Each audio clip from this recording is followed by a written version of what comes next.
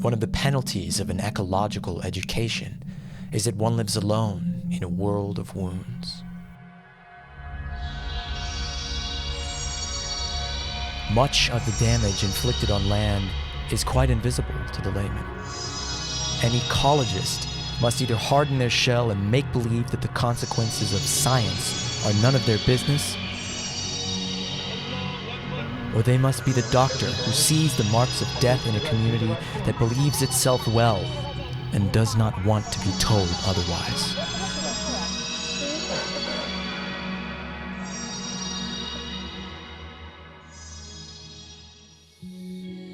The old world is ending. And we have the opportunity to rethink everything. This is a show about the systemic problems in our world. And the real solutions we have today. To transition from an apocalyptic storm of war, scarcity, and ecological collapse. To create an abundantly advanced, collaborative society.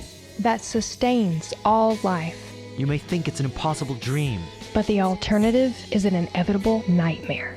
We're your hosts, Matt Holton, Amanda Smith, and Zachary Marlowe. And together, we can move past this economic absurdity and come together to actualize our collective potential. To create something completely new. We are Mindless Society.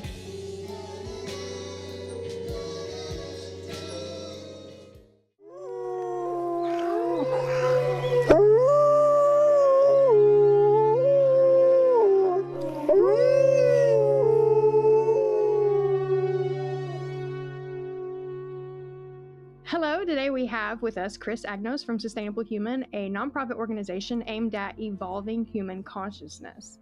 We are super excited to have him on this show today. He is in the business of creating media that provokes thought toward questioning the systems that we now live in and what we could do to make the world a better place to live in.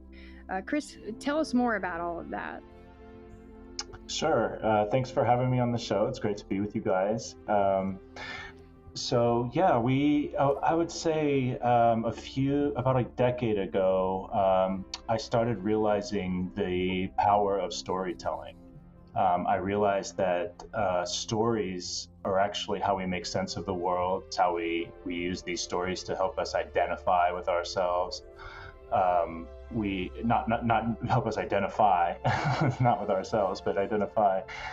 And those stories really are our most prized possession. Like if you ever tried to go up to a really religious person and start questioning their beliefs, you'll meet the resistance and the protection mechanisms of that story.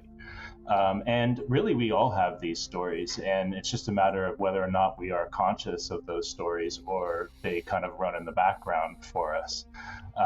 And I think that if we are to harness our human potential, we do need to become conscious storytellers of our own lives, and also tell stories that help us achieve things collectively, which we've done in the past. And I mean, we've achieved a lot of things, but it's the question of what do we want to achieve now and which direction do we want to go with that power that we have. And storytelling is really the way that we can shift that direction if we can find a story that resonates well with a lot of people, then we will enact that story. Yeah, if I can chime in there, because this is really my bread and butter. That's kind of my tribal, ancient archetypal role, is to be a storyteller, to travel and be this sort of bard figure going around telling the story of us, and really ultimately the problem that we are encapsulated in is that we are locked into this story of money, this story of accumulation and individualism, and this myth of the rugged individual and the nation state, and all these things are really ultimately stories. They're ideas that have taken hold of the world and contorted it into its structure to repeat itself, to represent it. And when we question those stories, that is the most dangerous thing possible. And I think all the great challengers of the narrative throughout history, the Buddha, the Christ, the Gandhis and Martin Luther Kings, these people that came out and said what we think of as normal is false. Those people are met with the greatest resistance because truly that change of story, that change of who we are, of that larger understanding of us, not just me, not just you, but all of us together, that larger story, there's nothing more powerful than that. And I think that is really where we are as a species. We need to change our story because we have this fictional scarcity myth that we are completely trapped inside of right now. That's really it. I mean, money is this story. It's a myth. It's a symbol. It's an idea, and we're trapped in it, and it controls and contorts the physical reality. Absolutely. So you said, Chris, I was curious, like, I've seen a couple of your videos that really resonated with me. Probably one of the first ones I ever saw was a video that you folks did called "How Wolves Change Rivers." Yeah. But here's where it gets really interesting. The wolves changed the behavior of the rivers. They began to meander less. There was less erosion. The channels narrowed, more pools formed, more riffle sections, all of which were great for wildlife habitats. The rivers changed in response to the wolves. And the reason was that the regenerating forests stabilized the banks so that they collapsed less often, so that the rivers became more fixed in their course. Similarly, by driving the deer out of some places and the vegetation recovering on the valley sides, there was less soil erosion because the vegetation stabilized that as well. So the wolves, small in number, transformed not just the ecosystem of the Yellowstone National Park, this huge area of land, but also its physical geography. Because to me, it kind of tells the story of also cascading events, I think, which we're starting to see a lot, in the world with one thing affecting another, but a lot of times these things happen in very disconnected ways, over a course of long periods of time, and I think that's a video that really illustrates that. And I was just curious, kind of like your thoughts on that, like where you kind of learned about that information and how that came about. That was someone else's recording, I think, wasn't it? Originally, it was an audio recording, right? Yeah. No, I mean, that was definitely one of the videos that went viral right away. I mean, it's weird when you get a viral video and you put out lots of videos and lots of them don't go viral, and then all of a sudden your phone just starts blowing up with all these comments, like thousands and thousands of emails and things. It's really kind of a weird thing. But the video went viral because it resonated a core truth that isn't being spoken, which is one of the things that makes something go viral, is when somebody says something that resonates deeply inside of us that isn't being said often. And the core truth that video kind of exposed was that everything's connected to everything else. And there is no separation between me and the environment that I live in. And that's a core truth that our society's story has negated, or it has, minimized, or even lied to us and told us that we are separate from nature. In fact, a lot of our society is built on the conquest of nature and the subjugation of nature to our will. Mainly because we seek control to mask an insecurity that we deeply feel. I mean, if you think about it, like, I'm going to go off on a tangent right now, but if you think about it, like, the deepest, we all find ourselves on this planet. Like, let's strip away all of the culture and all of the stories that we believe, and let's just get down to like the very raw thing, which is that we're all on this planet and we don't know why, but we have a life. And we know that life's going to end someday. That's pretty much like all we know. We don't know what happens afterwards, and everything else that kind of so just that state of that situation. If you empathize with that, it says we're going to create some insecurity. Gosh, we don't know. Like, what are we doing here? And we're going to end, and we don't know what happens after that. That's going to create insecurity. So how do you deal with that insecurity? I think that there's two ways that we've really chosen as a human species to deal with it. And one is to seek control over our environment, because if we can control our environment and we can insulate ourselves from potential threats, we can feel like we'll at least last a long time, and we can put off that time of reckoning for as long as possible. But that has a whole set of consequences if you go down that road of trying to control the environment. And we could talk more about that. But like, then there's another way, and that is to seek relationship. If you seek relationship with others and you find that common bond and that camaraderie, well, that kind of eases that insecurity too, because you're not alone. So, but these are both two different paths, and sometimes in our lives we walk down one path and then the other, and then we seek to control some things and have relationship with other things, and it's kind of a hodgepodge in our lives. But those two core drives produce very different outcomes in the world. And so let's see if I can loop back to how wolves change rivers, which is kind of a story that everything's connected to everything else, which is kind of different than the story that we've been brought up with. And it's not a story of control. It's a story of how if you kind of leave things alone, it kind of balances itself out. And there's this like equilibrium or harmony in nature that happens as long as, you don't minimize one population and create a situation where that ecosystem is out of balance.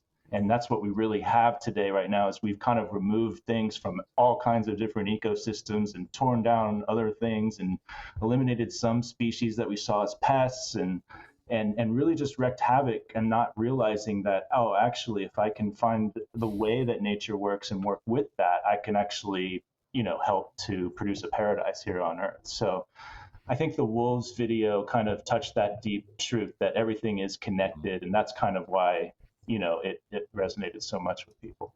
Right. And it exposed those natural relationships, I think, a lot of the time as well, because those relationships exist, whether in the natural world, whether or not we acknowledge them or whether we work with them or against them. And just seeing the stark reality of that, how they interact with each other and the consequences of those cascading events was a real eye-opener for me, and I'm sure a lot of other people as well, just kind of highlighting those relationships and how they unfold and whatnot. So yeah, really interesting video. But that's a great insight too, just to use that as a way to show people those how those relationships exist and that we are all connected. I think that's a very, very deep and profound truth right now that does need to be portrayed in a lot of media and in the world. I was just going to say, I remember that video. Actually, I saw it in a motel room in the Mojave Desert. I was on a crazy film shoot, and someone showed it to me, and I didn't realize it was your video. I didn't really connect that loop there. But that's the interesting thing about the internet and the way that it destroys this disconnectedness. And I was just wanted to say this point about control, what you said a minute ago about we always are in this paradigm of seeking control, seeking order, and seeking to micromanage our existence. And you have people like Jordan Peterson who are the extreme of this, that they're like terrified completely by any chaos or disorder or this perceived lack that they see in the natural world that terrifies them, the feminine dragon of chaos and all these things, when in reality these people are like the most unhinged, uncontrollable people, because they have this vice grip on their life, and they say, my life is not good unless it conforms to this set of conditions, and I will not be satisfied until my life fits these conditions. And because life is ever changing and evolving and unpredictable, it will never fit those conditions. So you're just ensuring I will always be unhappy. I will never be in control. Maybe for 1 second in my entire life, I will feel that I'm in control. Like I'm riding the motorcycle and I'm feeling it. All right, I'm doing it. I'm riding the wave, and then you crash again and again and again. That is consistency, that there is this certainty in death. There is this certainty in nature's, relationships, in nature's unfolding, that to set ourselves against that and to say we're going to resist that, we're going to go against that, we're going to command it into our will, is just so insane. Yeah, I think that's the fundamental issue. If you really go down all the layers, I think we skipped a bunch of layers that on our pathway down, but that's actually, I think, at the root of our society's destructiveness, because it is not in cohesion with nature's principles. Regarding the wolves video though, and how it impacted people, I've actually had someone who spent 30 years in wolf conservation, and this is just to go back to the power of stories.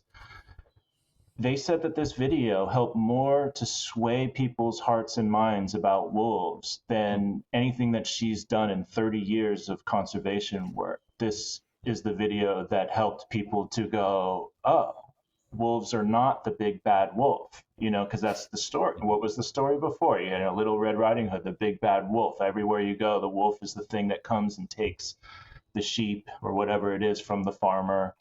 And that's why they've always been the outcasts and always been hunted and killed, is because of the economic conditions, really. At the end of the day, is what a lot of... Okay. But there's The prophecy freeze comes to pass. We'll give it another. There he is. And so, this is kind of, when I saw that, I realized, okay, so if I really want to affect change in the world, then stories is the avenue by which you do that. I just want to comment there on just keeping going into that thread of the story and the myth and the big bad wolf. I went to the movies last night with my dad and my little brother, and we saw the Jurassic Park movie, and I just saw, everywhere I go, I think about this quote, and I'll have to link the full quote because I can't remember it from my top of my head, but it basically says, the ecologist sees the invisible scars of disorder everywhere they go in the world. They see the ways that nature is broken. They see the way that this relationship is crushed.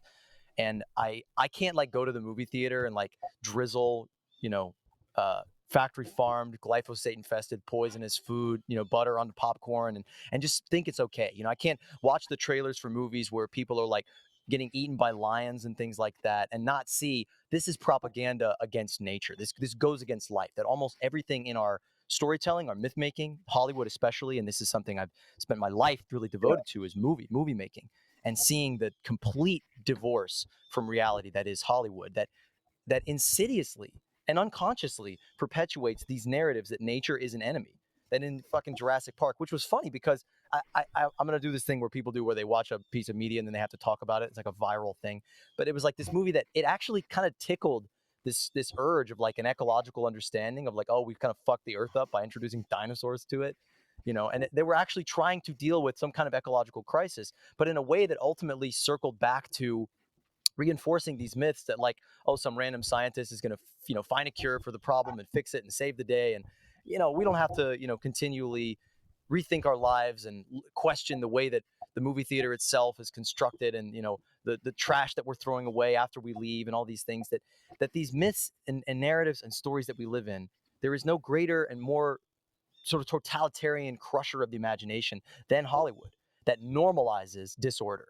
And I think that is, we're making media right now. We're doing this video podcast thing. I'm a filmmaker. I make movies. That's my goal in life, is to use these mediums to change people's stories, because you can't just give them data. They don't understand that we as humans need to contextualize it and actually detach ourselves from the raw reality. We need to be a part of it. We need to project ourselves and our feelings onto characters going through this journey. And that's something that I feel I'll wrap my tangent with a good juicy question in a minute here, but that we've been robbed of is a sense of our connection and participation to this great story. As terrible as things are, as horrible and disfigured and broken, we are actually participating in the greatest story the human being has ever witnessed. That we are witnessing this clash of life against this mechanized, dark, controlling ego force.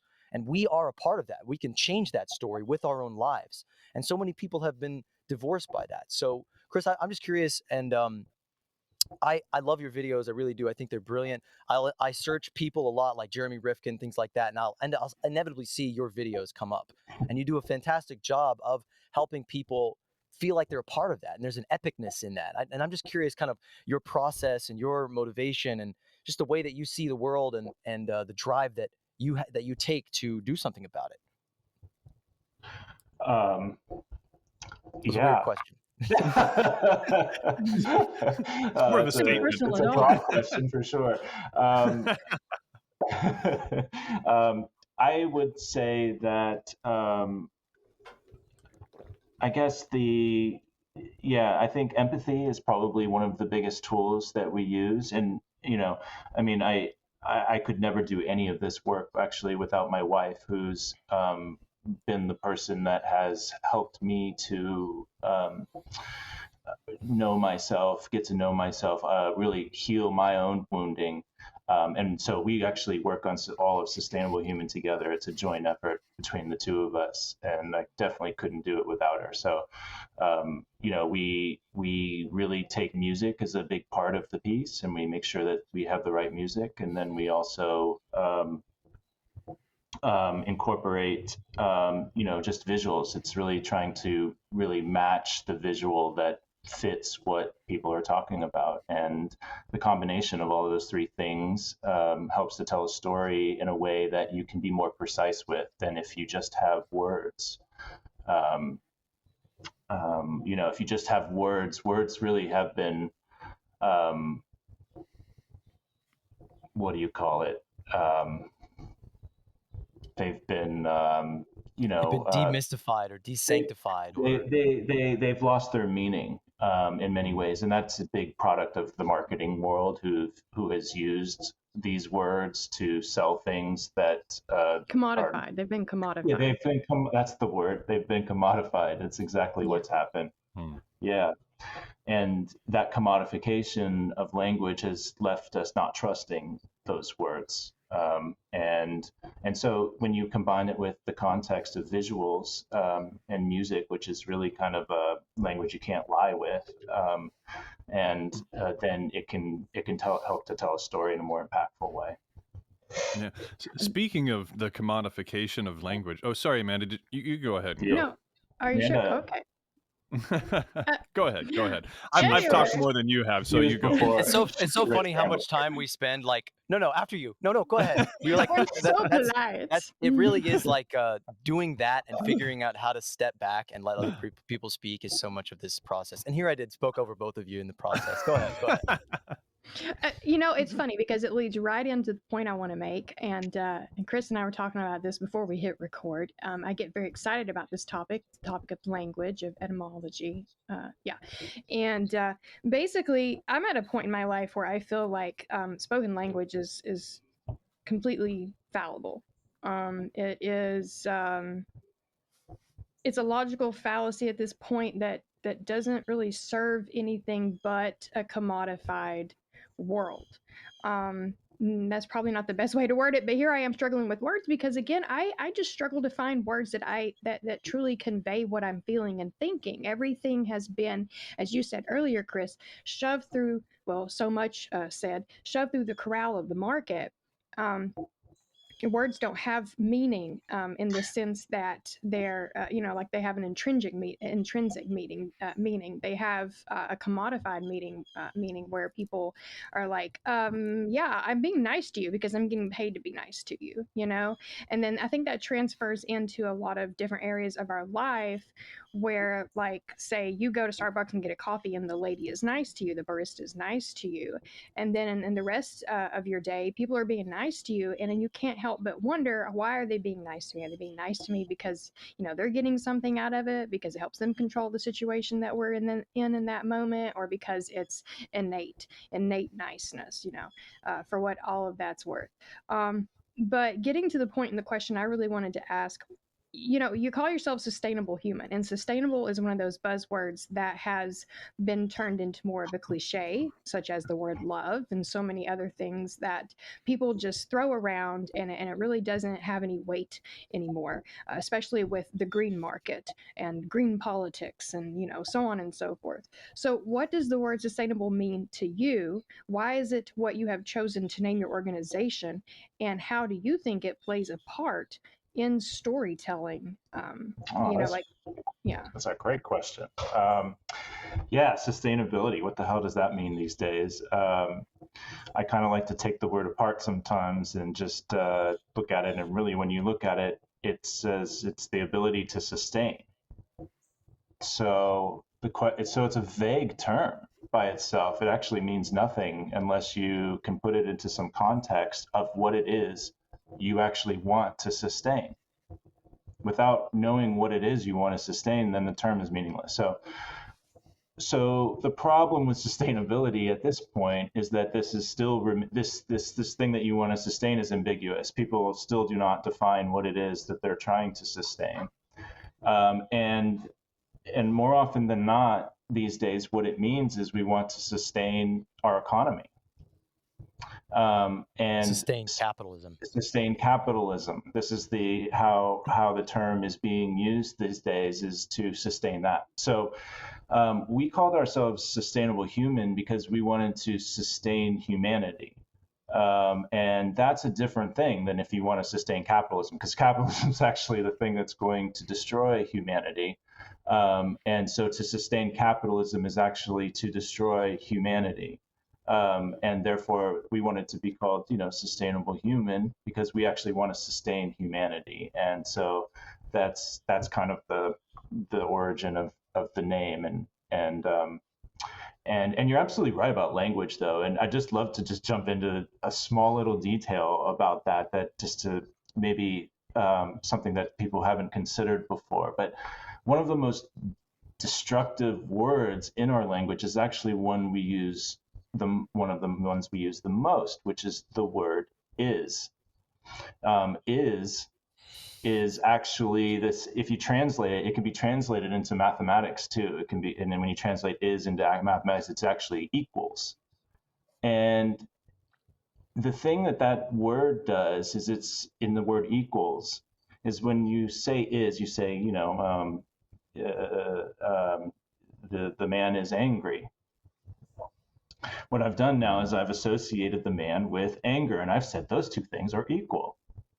And we can do this about anything in our language. This is just part of it. When we use that word, we're equating two different things that, if we look at those two things, they're not equal. They're not the same thing.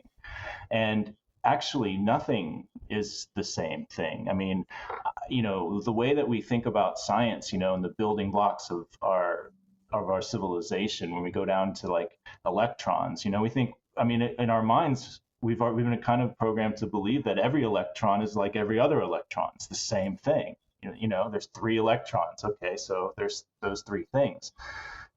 But they're not the same. I guarantee if you were to weigh them down to the smallest, scale of precision that you could, there's going to be some variance there. Just like there's going to be some variance off widgets coming off a factory line. Nothing's going to be exactly the same.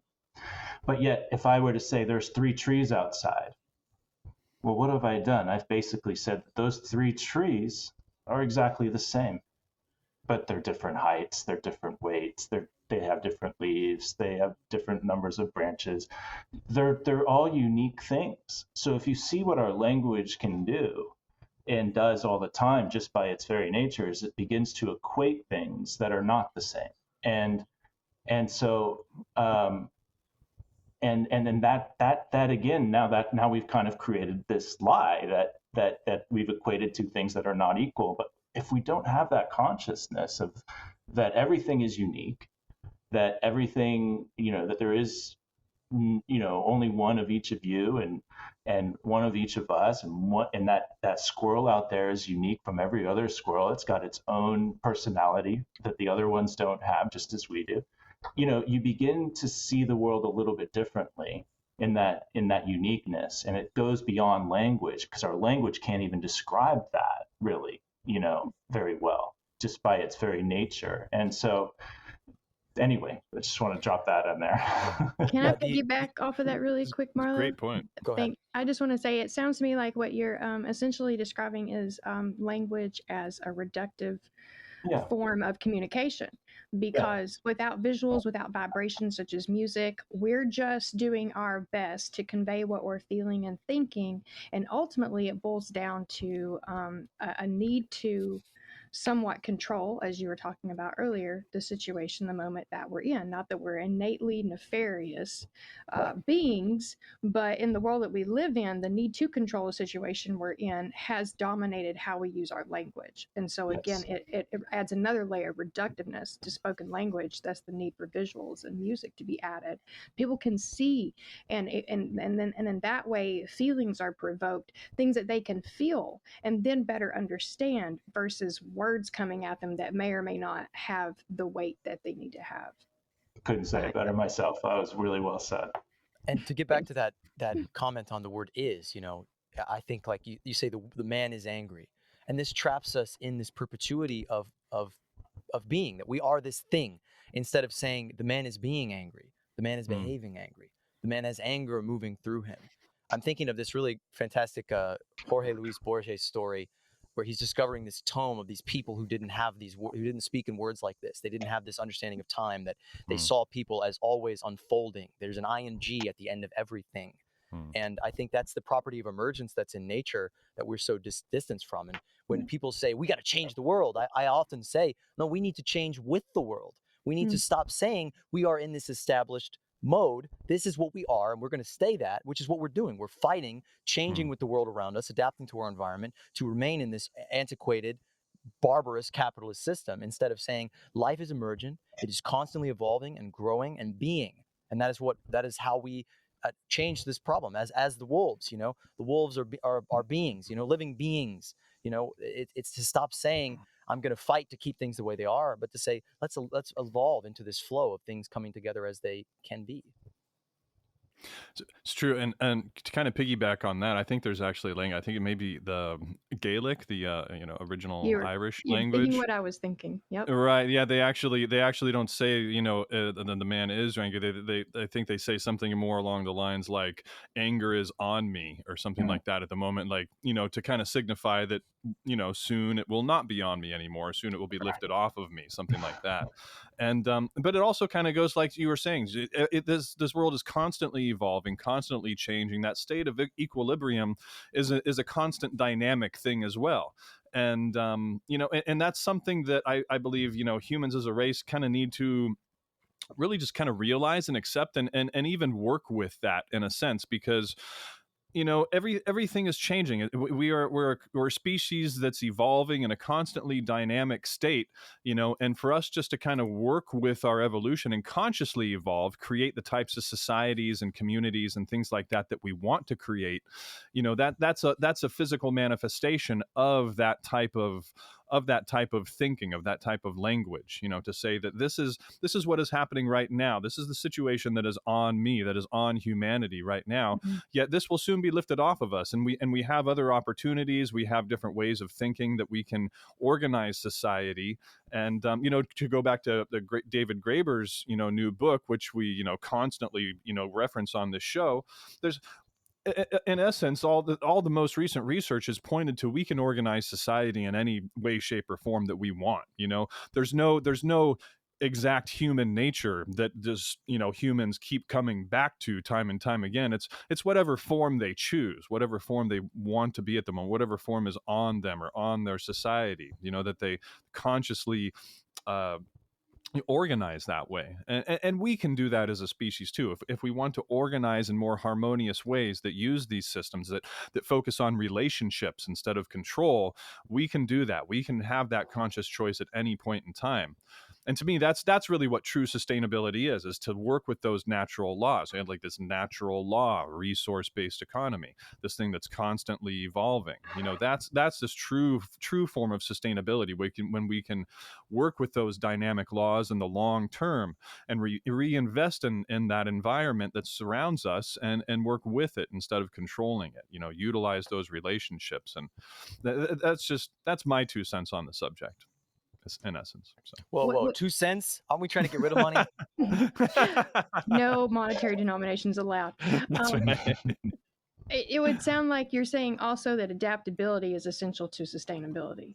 I mean, ultimately, going with the flow per se is vital to longevity and to survival, obviously, because the way that we're fighting nature tooth and nail, like not to separate nature from us, but the way we're fighting the ecosystems around us, as Marla was saying, like we're some kind of top-down establishment that can control those ecosystems, isn't working. And if we were to go with the flow more per se, we would obviously be learning a lot more and have a better chance at survival. And I think, just really quickly, Marla, and I will shut up, I just think that's the most hilarious aspect of the way our society is currently organized. The fact that we are trying to tell ourselves and each other that we aren't making this up as we go, that there is some kind of core value system beyond that of not dying, that this is just this all elusive, like high up in the cloud type set of rules that we're all drawing from, like I don't know how to describe it, but it's just ridiculous to me to think that we actually are trying to make ourselves believe that we're not making it up as we go, that we can't actually do better, that we can't redesign and adapt as we move forward on this timeline. It's ridiculous. So two things there. The Federal Reserve is actually changing the rules of money all the time. They're changing the interest rates. They abolished the reserve requirement entirely in 2020. So banks don't need a single cent in them to loan out money. The rules of the game constantly change to fit the game itself. This the game indebtedness. makers, the game. But yeah, I wanted to say this thing that you said that we are not. We set ourselves separately from nature, and we are at war with it. But we are at war with our own nature. We're at war with our own bodies, and I think a lot of that can be traced back to these sorts of Christian views that life is sin. Life is sin. Can you imagine that? Life equals sin. That to exist is like this error. That is like this medieval system of belief where it's like to exist at all is like you should be flaying yourself constantly for this horrible thing that you did. It's like, what did I do? Oh, I was born. If we wouldn't live so horribly, it wouldn't. And so seem we so are totally at war with everything that it is in us that is natural, that is us. And it's just like we're in this constant sort of bipolar, schizophrenic, not to I've been called both of those things enough times that I can take those slurs and reclaim them. But yeah, we're in this insane sort of construct where we're at war with everything that we are, and we fight it. We fight our natural urges, we fight our beliefs, we fight our empathy. We're constantly fighting empathy, which is an inborn social trait that we need to force out. I talked to an Uber driver from I think Sri Lanka, from a village, and he was so nice and kind, and I was like, yeah, it seems like you had to learn how to be an asshole to live in America. And he was like, yes, I did. I had to learn how to not care about people, how to not feel the heartbeat of every person that walks by me on the street and be concerned of their hunger. Oh my God. If that doesn't just sum it up in a nutshell. So much greater implication there. Well, remember how there's earlier I was talking about how there's these two ways we deal with our insecurity. We either try to control the world or we seek relationship to it. And you can kind of tell, here's the cab driver, who's coming from a place where he sought relationship and camaraderie with those around him to deal with that insecurity. And then he comes to a place like the United States where it's primarily, a control-driven system, where, the United States tries to control the outcome of, every other country in the world and how it relates to every other country in the world and everything in between. So, that system of control gets embedded in the population, and then they try to enact their own systems of control in their own spheres of influence. And some spheres of influence are much bigger than others and can affect more people. But yeah, that core choice that each of us makes to either try to control our environment or seek relationship to it ultimately will determine how our lives play out and how our collective lives play out over time. And I think that those control techniques, the Federal Reserve, the stories of Christianity, these are all ways that people who have been in the highest seats of control have used these techniques to limit human imagination and to control what people think so that they have much more limiting beliefs of themselves and their capacities and their what they can do with the world. And once you have that limiting belief, then you're much easier to be controlled, especially if you're rooted in fear, which is what even in modern times, we're constantly bombarded with fear constantly in the news, so that we're scared of strangers and we don't want to connect and we think it's dangerous. So, that's why the news is, 98% negative. And instead of talking about all of the positive things that people do for each other every day, now you go on YouTube and you can find these stories of people rescuing animals, and they've got, 30 million views. They've got way more views than any of those fear stories are having these days, because people have such a hunger for it, because it makes them feel good and it helps reinforce that other narrative that we can have relationship with. And I think humanity's waking up to that. I think more and more and more people are starting to realize that whole fear control narrative does not produce the best outcome, and in fact it does lead to stress, because like you said earlier, Marlo, you can't control the world as much as you'd want to try. You're never going to get there. And so the stress that you endure because of that, it destroys your body, it destroys your mental health, your physical health. And people are now, with the destruction of the environment, that's clear for anybody to see who's watching. You can't deny it anymore. And I think that's really having a big psychological toll on people who have been closed off to that idea before. And because they still don't want to recognize it, they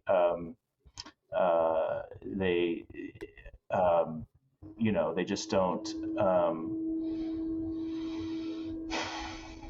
they don't, really let that knowledge in, and it still just affects them on a cellular level, I think. That's just my opinion. But either people reject it outright still to this day, or they reject its totality, or they accept that it's real and they just still assume somehow that to continue living this way is going to solve it. That some scientist is going to come out with some fucking little test tube that has the answer in it, which is what that fucking movie I watched last night, that was the conclusion. Oh, thank God. It was really an interesting experience watching American media deal with something that is at this point undeniable. And the villain of the movie was like a corporate bad guy. There's like an evil corporation, one evil corporation, not a corporate system, not a way of organizing life around markets and money and the continued consolidation of power into this tippy top point. Oh, it's just the person at the tippy top that's the problem.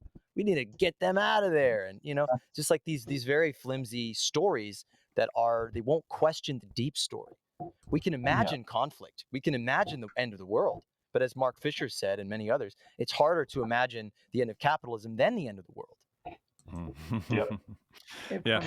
And I was going to say, too, it seemed like COVID was kind of a big deciding factor that really kind of woke people up to a lot of that. I think that control that in essence, we were just kind of choosing to organize society like that. And when people essentially put their lives in front of business, the pushback, from business and government and everything to try to control the situation, to try to get people to go back to work, to literally to risk their lives, in many situations for the sake of, the economy, economic activity. Yeah. So their business, so their restaurant didn't get shut down or whatever. I mean, that was a pretty big wake up call for a lot of people. And once things like that happen, it's really hard to put the cat back in the bag. People realized, wait a second, these two are actually incongruent, and we don't have to live like this, because probably 3/4 of the economy shut down, and you know what? Everybody was fine. People sat there at home and they actually had some time off, and a lot of them got paychecks. A lot of them weren't so fine, but a lot of them were quite all right, just sitting at home, relaxing and watching television or Netflix, and the grocery stores and a lot of those things were still functioning with just a minimal part of the economy going. But the control. The control for a lot of them was gone at that point, and once they had a taste of that, different type of society, at least with a little bit less control, where their where human life was actually being valued a little bit more. To a degree. Yeah, and it was this pushback. It was the the human relationship part of it, I think, like you're talking about, in direct opposition to this economic control that they were really trying to grasp at that in essence. And it's created such a different perspective. It's kind of like, like when we talk about Donella Meadows and systems thinking, it's that highest leverage point, essentially, to be able to drop those paradigms, to be able to say, what, that paradigm actually isn't working very well, and we're going to start viewing this situation a different way. And it was really interesting to watch that happen for a lot of people, and it hasn't rubbed off. And it's only in any case, I think it's just kind of escalating from there. Granted, the economy is opened again in a lot of ways, but a lot of people, they don't want to go back to that old way of life. They're really sick of it, and they're looking for alternatives now, and they're looking to create them and start living those alternatives. And those alternatives do have to do with more of a relationship. They have to do with cooperation and people working together, and working with the natural laws of the environment as opposed to working against them. We're trying to pump as much fossil fuels into the atmosphere as we possibly can, regardless of the consequences. Now we're realizing that that's actually, we can't control that. That's not something that we can control, what the earth does in response to us, pumping billions of tons of CO2 up there. Now we're starting to feel the effects of that. Go ahead, Zach. You wanted to add? Our mad desire to control and order the world has created an uncontrollable situation beyond our scope, beyond our reach. I just had this little thought that of all the myths that COVID destroyed, and even more so that, well, just the big ones that they could press a button and put $20,000 in the bank account of every broke person in the country, and the world wouldn't collapse. And the other thing is that everybody was out of work, and like everybody got tired of sitting around and watching TV pretty fast. So this notion of like, you give people the basics of life, they're just going to be lazy. Everyone was like, oh, I'm so bored of being lazy. I want to do something. I want to bake bread. I want to start a garden. I want to learn how to fucking ballroom dance. I'm craving community. I'm craving some participation. And they did. They did a lot of those things. Absolutely. I mean, innumerable examples of people connecting with their deepest passions. Finding like, what? I don't actually want to go back to this office. I want to be a comedian. I want to be a baker. I want to do that. I want to find my actual purpose, because that's not it. And it was just like this infusion of giving people the insulation from the fear of the outside world, of the scarcity and the collapse that we're experiencing, every day we walk out the door and almost get hit by a car. But yeah, we're living in these stories, and they're restraining us ultimately from coming into who and what we are. And so, yeah, that's the value in what people like you are trying to do, Chris, which is to get people thinking, to get people questioning, and to change the narrative. Now, the narrative is broken. The story is breaking itself. I mean, that's in a way what, I have some of the most hope in. When I see the bad news, I see horrible news, like, the Arctic is melting. It's on fire. There's bombs of methane underneath it. And if they get released, we're done. I get optimistic. More so than ever, because it's like, okay, this is making it undeniable. It is cracking these bullshit stories and narratives that have kept us from us for so long, and people cannot ignore it anymore. We just can't. The fear there is that people won't wake up fast enough, and that there are those people who didn't feel the fear in the first place, that can only be motivated by a new joy, a story of joy, a story of greater bliss and connection and happiness and fulfillment and advancement, true advancement. And that's really what we're trying to create. It's really so interesting, the amount of pushback that I get for like focusing on the solutions, talking to activists about solutions. That's the point where people really get freaked the fuck out when you talk about things that are solutions beyond electrification and, a different kind of ruler. When you actually start to say, let's move outside of this artificial cube, this shape that doesn't really exist in nature, into something that is resplendent and new and beautiful and fluid and changing, they get really scared by that, because it's not a story that they've heard. It's not a story they can see themselves in. And so that's our job. That's really the most important thing I think we can be doing with our microphones and our cameras and, and our collapsing world all around us, is we need to urgently tell people we don't have to live this way. This is a bullshit story that you've been told to keep you distracted while they steal your life from you and make you go to war and kill your planet, and we can do better. Yeah, I'd caution just a little bit though, to have a little more empathy for their story, because if you come at them with like this, your story is kind of bullshit or something like those kind of terms, they'll defend it. They'll defend it. And so I really strongly suggest to people that, and it's so tough because, we get triggered so much by this society and how unfair and unjust and, uncompassionate, if that's a word, it is, that we react with, this anger towards it. But the best way to change someone's story is to first you have to understand their story, and you have to understand the ways that that story has put limiting effects on them, and really it's really interesting. I started sustainability and I started looking at green energy and all this kind of stuff, and then I wound up today looking at trauma, because it's like, if we can't heal ourselves from the trauma of those stories and what they have done to us, then we can't really come out of it. We have to understand the conditioning that we've been put through, and so I really think it's important that we understand where people are at, because many of us have gone Absolutely. through a journey where Absolutely. we I did for sure. I had a whole 10-year corporate career when I was in my 20s. I had a path that was laid out in front of me by my parents, to follow this path and you'll be successful. But then I was 30 years old and going to nightclubs all the time and just being a total consumer, I swear to God. And I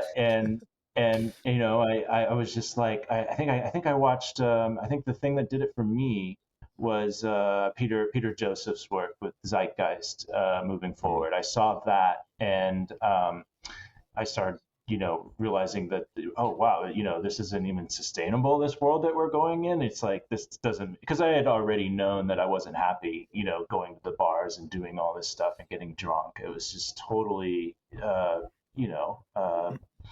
wasn't happy. I was unfulfilled. I definitely wasn't fulfilled with life, even though I was doing everything I was told I was supposed to do. And I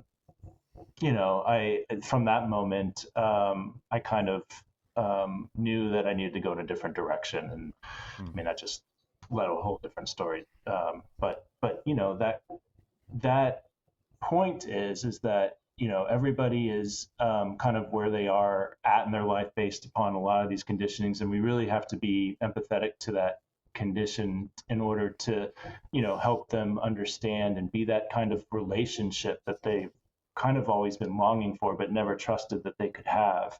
And so it's really important as we move forward as activists to really tone down our anger, and really tone down our that fire, that rhetoric, that hatred we have towards these unjust systems, because there's a lot of people who find that these systems help them to feel like they're more in control, and they're stuck in that mindset, and so they need something else in order to get out of it, because the hatred and anger fits very well in that story. I always tell people who are activists, like, if you just get all this rage and want to fight, like, well, the other story's way better at it. The people who are enacting that story, that's their MO. They do this for a living. Like, you're not going to win. You have to change their hearts somehow. You have to somehow get in there, and you see these stories too of people who were drone operators who came out and were like, I couldn't do this anymore. They felt such guilt and remorse for dropping these bombs on people overseas, and they totally had that impact them to the point where they left their job, and they some of them are going to jail because they exposed secrets that they had shown. And so people do have a breaking point when it comes to this, and like you said, that breaking point is coming to us through climate change and all these other things that we can no longer deny. So we just have to be there to welcome them into relationship and help them to find this new path in life. It's a beautiful point. Yes, couldn't have said that one better. Yeah, and I want to say that I absolutely agree with you 100%, Chris. And there's a lot of insight in that as well, because I mean, the current world isn't all bad. It's not all bad. There are a lot of really beautiful things out there, and within these, even within the current systems and structures that we have out there. I mean, look at a car, for instance. cars are actually pretty cool. Yeah, they burn fossil fuels, but they get people from point A to point B, and they serve a lot of purposes. It's not like we want to do away with cars, but we would really I much, kind of do. I fucking hate cars. I hate cars more every day. Let me finish. Let me finish my point. Let me finish. Okay. It's not like, honestly, I love cars. Granted, I would much rather see trains, in public transportation. However, I don't think we'll ever be able to do away with cars 100%, because people are kind of always going to need to disperse and go individual directions at different times and whatnot. And vehicles, individual vehicles, will probably always be useful. However, it's the systems that use them in certain ways that I think are much more detrimental, a lot of the time. Like if vehicles, for instance, were not an ownership thing, but an access-based thing, we would probably only need 10% of the ones that we actually do, right? And they would only use like 10% of the resources. Go ahead, Amanda. What were you going to say? I was just going to interject really quick and say, and if our society wasn't designed around car supported infrastructure, if we just used personal vehicles to get to destinations that our public transit doesn't already carry us to, which would be the most necessary destinations, like our medical care, our entertainment, our our food sources and things, then it wouldn't be such a big deal if we weren't so sprawled out in these suburbs that force us to own cars. A lot of the time, it's the profit incentive that acts as a barrier, or it acts as some sort access. Or distortion of actually what's happening in general, like say with nutrition and studies and things like that. It can actually get in the way. I think I saw a post of yours the other day too, Chris, that was talking about that too. Like science is great and all, but when the profit incentive gets involved in it, it can really distort what happens with that science and the message that gets across, and even the results a lot of the time. And so I think it's really important to acknowledge where it is working and then where it's not working so much, and make distinctions between the two. And also, to kind of take this another step further, it's really important to meet people where they are within these systems and understand exactly what positions they are in, why they're doing the things that they're doing, and empathize with them in there. I totally understand why people are doing the things that they're doing a lot of the time, and I don't blame them, because our system incentivizes these things. Even the CEOs who are so-called evil in a lot of people's eyes. I really hate using the word evil. I really try not to call people evil or say, hey, it's your fault, you did this wrong, buddy, blah, blah, blah. I like to say, you know what? They were incentivized to do this because it's the system that incentivized it. They're behaving corruptly because they're being incentivized to be corrupt. Yeah, I think that the existing system itself and all of its mechanisms feeding back into each other, as circulated by this water, this base structure of money, is limiting our potential magnificently. And it's like we have this amazing technology, we have all these amazing mechanisms and means, and in a way we have created horrible wonders in this world. Like the city of New York is a horrible wonder. It's a thing that I think really should not exist, but it's pretty amazing that we made it. And it just shows me that all of these people out there that keep the world going through their kindness and generosity and goodness and skill and ability and knowledge, they're doing this in spite of a system. They're doing this against a system, and the overall, philosophical shift is to see that these faculties and functions of the system no longer serve us, and we need to transition to something that does. And so I think in talking about true sustainability and the ability to sustain, the ability to consistently not necessarily replicate the same outcome, but evolve and grow and change. I think when we look at this existing system and its infrastructure and its incessant need for growth and waste and destruction, and the self-perpetuating myths and narratives that keep people within it, that self-perpetuate in that, the media, the news cycle, all of these the advertising and media systems, which are the stories of our time that are reinforcing this, that keep people in this belief structure, that they are incompatible with a sustainable world, with a world that is calm and peaceful, a world that is, as the beautiful forest that I'm looking at right now, is full of movement and life and energy, but it's not full of noise and clutter and chaos. It's not like a highway that's busy, that's full of people whooshing by and yelling at each other. There's not this the sense that we're fighting ourselves. And so, yeah, to create true sustainability, it's a change of the story, the deep story. And the story is that we've accepted a lot more suffering than is necessary. And we don't have created to. a lot more of it than was necessary.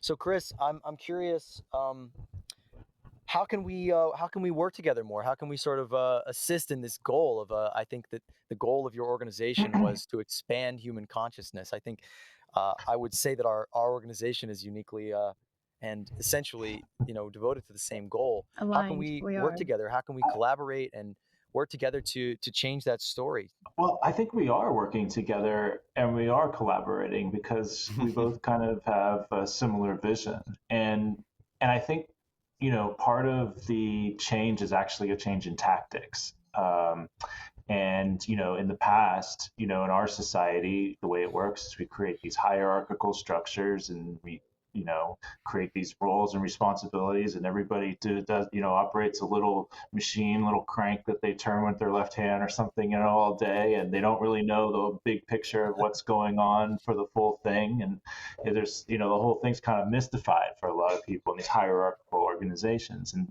And I think that part of the shift to whatever comes after this is a lot less hierarchy. I mean, I think hierarchy has value, but you have to be very clear on why that hierarchy was created, to what end. And because what happens to, what has happened is hierarchies have been created and then they've been infiltrated and used to for certain people to take advantage. And war couldn't happen without hierarchy.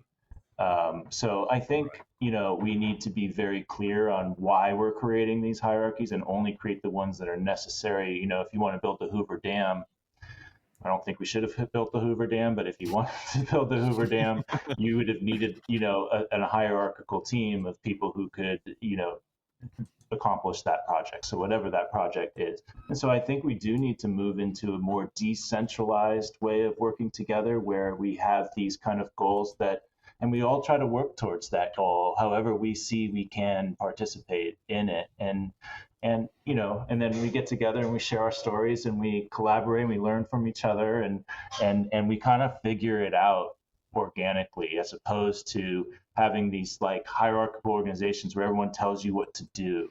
Like so many people are just kind of waiting like, okay, well, tell me what to do. I know the old thing doesn't work anymore, but I don't know what to do because my whole life I've just been told what to do, whether it was from my parents or my teachers or my bosses. It's like when no one's ever asked for my opinion or what I think we should do. But that's part of the shift I think that we're making, is that everybody contributes something, and because we all see the world differently and we've all had different experiences. So if you went through addiction, then you can help other people who've gone through addiction, and you're helping to contribute to that sustainable world. If you are a permaculture person, you can help to heal the nature landscapes. You can restore farms that have been, destroyed by industrial agriculture and try to restore the soil. Then you're also contributing to the more, sustainable world. So there's all kinds of ways to do it, and I think people need to stop waiting for someone to tell them what to do and say, hey, you know what? No, I can actually do something to contribute, and here's how I'd like to do that. And I think we all collaborate when we do that because we all kind of have this vision that we're moving towards together.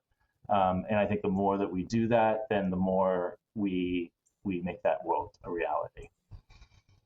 Beautiful. I think that was beautiful. And I just wanted to say that the sort of distinction of justified hierarchies or necessary hierarchies has been addressed by anarchists going back 100 years, of saying there's a big difference between a specialist and somebody that tells you what to do and you have to do what they say.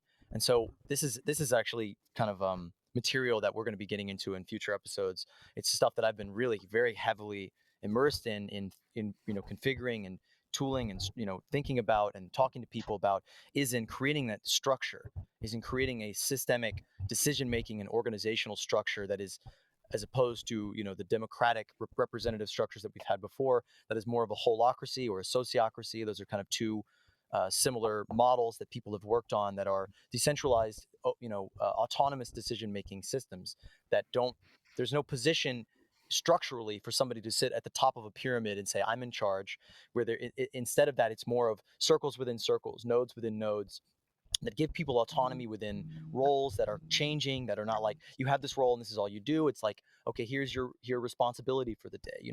There's a lot of really good work and thought and effort that's been put into configuring these systems. But so you're talking a minute ago about people saying, okay, here's what I have to give. Here's my gift. I'm a permaculturalist, or I'm a mechanic, or, I'm a filmmaker. I can do these things. So really one of the things I think that is most necessary, that I have been conceiving in my head for, years now, from dreams and visions and just seeing the world and the technology that we're using and being dissatisfied with the social media networks that, as, we said before, have done wonders for our lives in these ways, but they don't go far enough. Like the great Jacques Fresco line to the Ku Klux Klan of his local town.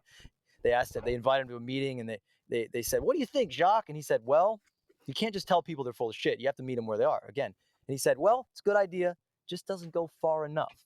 And then he dissolved their meeting by showing them, the error of their ways, blah blah blah. But basically, creating a system, through applications, through apps, through databases, through censuses, through economic processes of determining, okay, here's our people, here's our population in our society, here's the roles that people have. They plug that into their profiles, and then we create a system that works to marry wants/needs with resources, with haves. With somebody enters this service, and you can see it on a map, and there's little nodes within nodes of, this is a larger node that's a community, and you can zoom in and you can see different people within that, and even different working groups within that community, and connect with them. And somebody enters this software or service, they say, I need this. There's somebody in the database, there's algorithms that are working to connect those two people. That's an economy. I think that's the foundation of a resource-based economy is, okay, we have the tools that we need to create society within ourselves. We don't all have them all at once. We're not all in the same place. We can't find each other. That's the big problem. We're not connected. We're disconnected. And our current social media systems are based upon uplifting individuals, creating isolated nodes, creating separated groups. But we want to create an integrated system that helps those people to economize, their roles within a society, to meet each other, to connect, and to facilitate a greater and deeper regenerative connection to a larger system. And we're going to be doing episodes I could talk about that for 2 fucking hours, but that's really, I have this great optimism in connecting with people like you, Chris, that we met on the fucking internet. We met on Facebook.com or YouTube and all these corporate platforms that are mining our lives to, better advertise to us. And, they're just bad platforms in a lot of ways. There's a lot of toxicity in them, like in all of aspects of our society, but we're making them work. We're making these connections. And I just think if we can do this with these CIA platforms, what can we do if we step out of them and begin to build our own structures, social structures? Yeah. If I might piggyback off of that, just really quick with a brief statement. Lately, I get these notifications in my Facebook app. You're talking about toxicity. These notifications are telling me to, quote unquote, engage with the comments on my post to gain more followers and to engage with my fans. That's the terminology.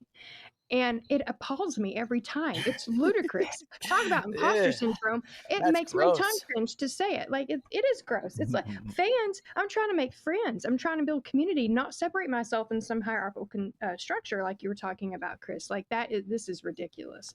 Parasocial relationship. Yeah, and no truly cohesive relationships will be fostered through these platforms, aside from instances where, like, people like myself, Marlo and Matt, and others in our organization are able to find each other and in real life off of these platforms start to take steps in the tangible world. That's obviously where all the work has got to be done.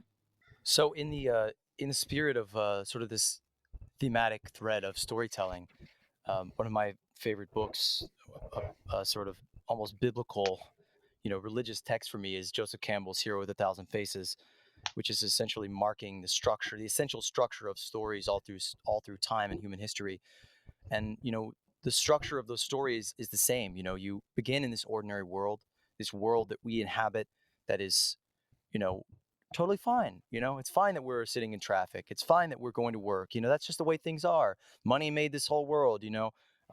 this attitude of ordinariness, of we don't question this world that we're in, and then we leave that world, often through some kind of trauma, a dragon, a flood, some kind of bad thing throws us out into the world, and in that world we find other people, other characters, and wise people and wizards and princesses, and we gain the help of magical items, and through this quest and this cyclical sort of relationship with crisis, courting crisis, dying to the world, really dying off and killing off all those aspects of yourself that are connected to that old world, that ordinariness, that normality, and having that all be burned away by this harsh conflict with life, and to take it on and to gain some great boon, some great awareness. And for me, I think that the greatest boon or awakening in my life and understanding that my quest, because I modeled my life after that book, after that story of seeing this life is a story, and it's got to be, it's got to follow that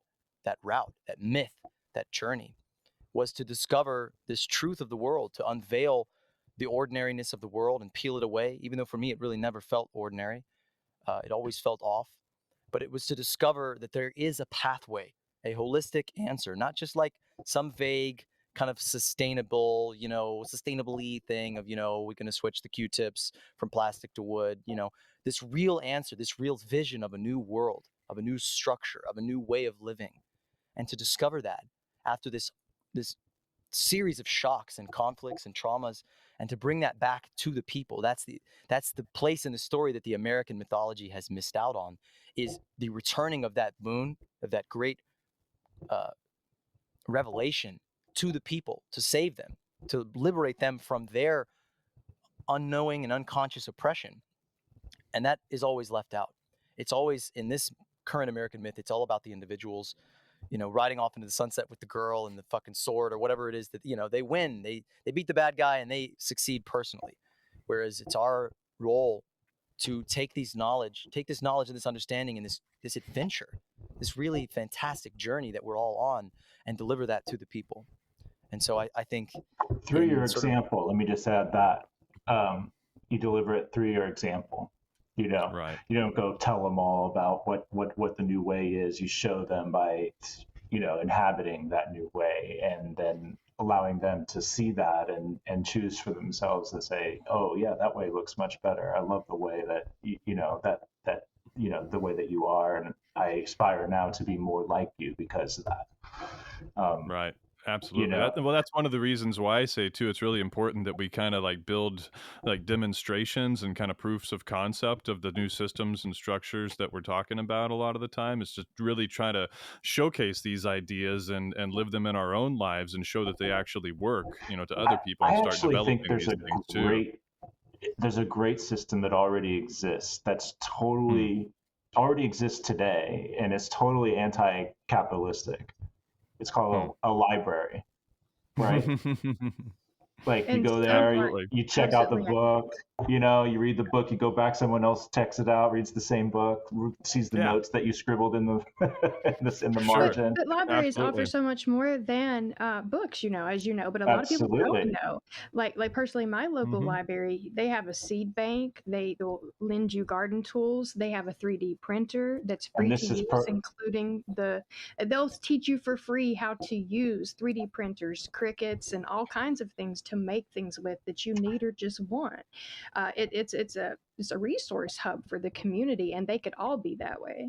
And I don't understand. I don't know any reason why you couldn't have every every property in a whole different. Let's imagine a different world, but you have every property in the library system, and if there's a vacant one somewhere, then you can go check it out. I like that. That's beautiful. To camp on, or to garden and maybe the libraries, had some vertical farms that they operated within the cities, and and they gave the food, and people could join this library, and they could maybe donate a few days of the year to helping out the the logistics of it all.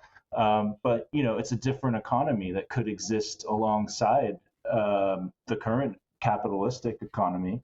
And And so why not just expand this library concept? Because it's something that everybody already understands how it works. You don't have to like say it's this brand new system, but it's just the library. It's just, we go and we check out our house instead of just the Things book. that make sense, right?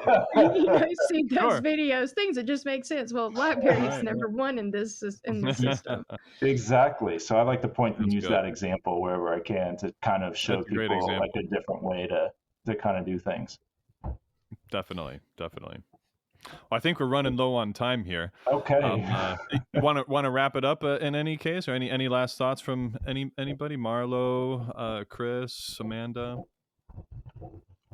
Oh, I have so many, but I hope that our discussions will continue off the camera. I am so happy that our listeners have got to hear from you today, Chris. I was driven to invite you on the show after engaging in some of the dialogue that you foster on your personal profile. It's always a pleasure to engage with you. So Thank I you hope so that our much. listeners had the same experience. You're I just- welcome.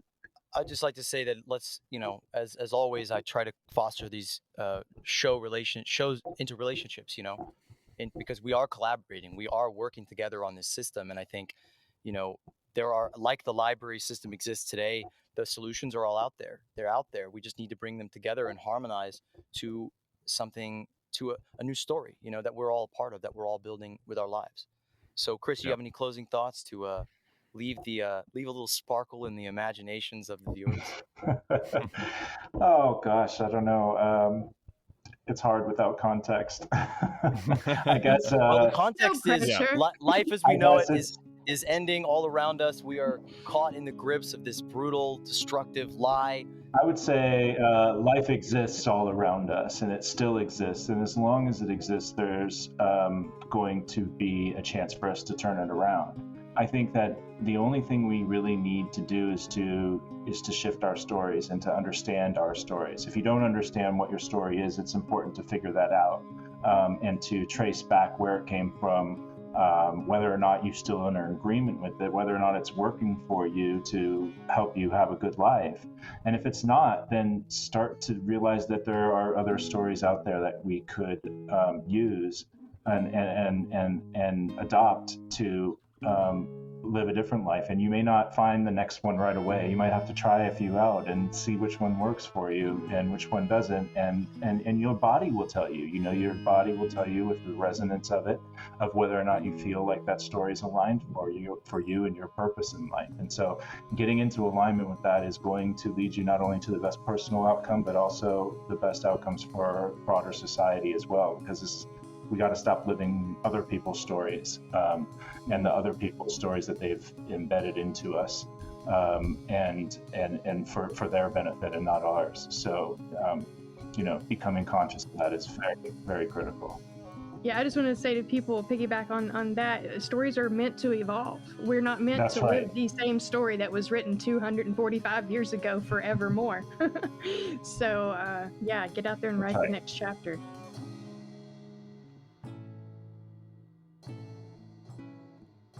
So, in the spirit of sustainability, we really do need your help sustaining our movement. We can't do this on our own. All of this is as grassroots and organic as it gets. We don't have fracking billionaires support us, and we genuinely struggle to ask for what we need to keep going and growing, with the whole us not really feeling like money is a good thing, but we need it to survive, and that's the whole problem, that we don't have an alternative without it. That's what we're trying to create in people's brains first, and then we're trying to build it with our own hands. We can't build a moneyless society by ourselves. It's got to be an us thing, a big us thing. So reach out, get involved. So please support us on Patreon or donate through our website and get access to exclusive bonus content, early access to new episodes. I will give you my phone number. You can call me up and ask me any question in your head. I'll talk you through your breakup. I will motivate you to quit your job and find your role in the revolution. I will help you however I can. That's the first step to all of this, showing up for people and meeting them right where they are.